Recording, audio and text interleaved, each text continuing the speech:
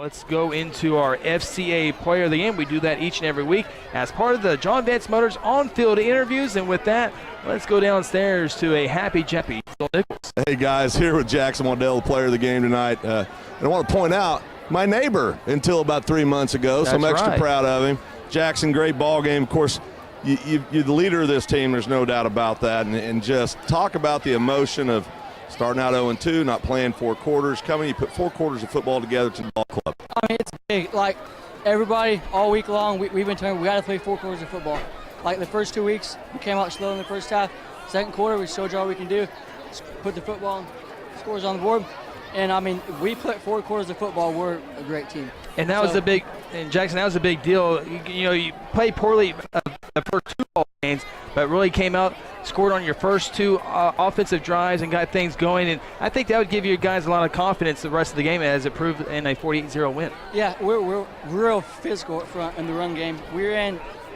I'm sure we had a ton of rushing yards, and we really didn't have to throw the ball that much. We just ran it down the throat. Got to be comforting, Coach, here in the booth, Jackson. Congratulations on a great game. Thank you. Has to be comforting watching Gavin Bryson, and I mentioned it in the broadcast, and you don't have to necessarily comment on this because he's your teammate, but it looked to me like he was quicker to the hole tonight, way more decisive, which meant that he was able to start those long runs.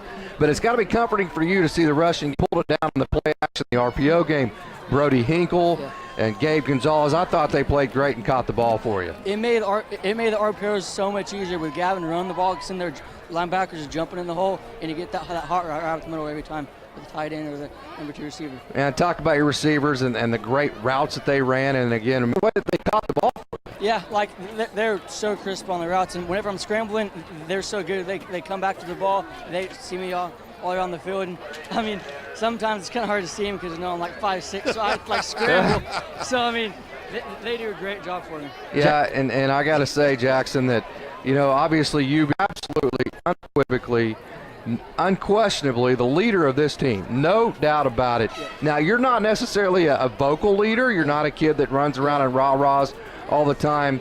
But you lead by example, and it's very impressive. Yeah, I mean, I'm known to not show much emotion, and I mean, like I can get excited, but like whenever we're down, like I keep talking right up and telling them just to keep their head in there and keep doing what they're doing. Well, Jackson, the Blue Jays were leading 34-0, and then the ball's at the 49-yard line. You tuck it, and you see a lot of green grass in front of you. Talk about that play. Yeah, well, I mean, it's kind of funny. That was a busted play.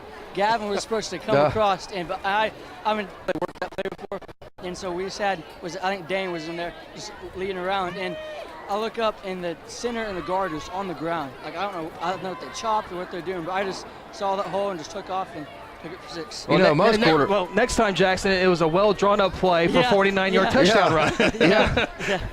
Most kids trying to just figure out what their position is.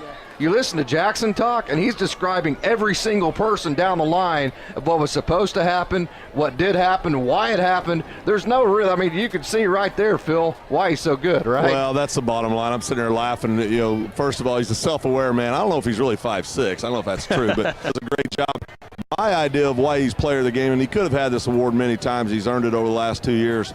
Last week, he gets just absolutely drilled late in the ball game. Eats the wall. He jumps up and runs back on the field. Yep. That's what makes him the player of the game and the leader of this team. He's one of the toughest kids you'll ever ask to see. Yeah, hey, I got one more comment on this, Greg Jackson. I hope you do.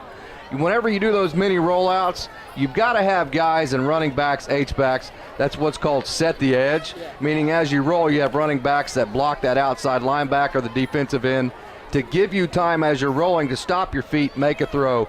Parker Rainey, Gavin Bryson, especially Parker Rainey. Talk about what a great job, and people probably don't notice them because it's the skill guys that get the credit. Talk about them, the job they do for you. It's the little things, man. Like, they do such an amazing job of setting edge, and it gives us a lot more time to throw the ball. And you notice in, like, our pass protection, it was so much better tonight. Offensive line did amazing. And whenever we get their outside, we throw good balls and get catches. All right, I got a couple fungos down there. If you want to take your pads off, go take some ground balls, huh? Now that sounds like head baseball coach. Of course, Jackson Waddell starting shortstop as well for Coach Porter up in the box. Jackson, great job. Go enjoy this with your teammates, your family. We're proud of you guys. 13 carries, 108 yards. Every time he threw the football, he averaged 18 yards per pass, and that is why Jackson Waddell is your FCA player of the game.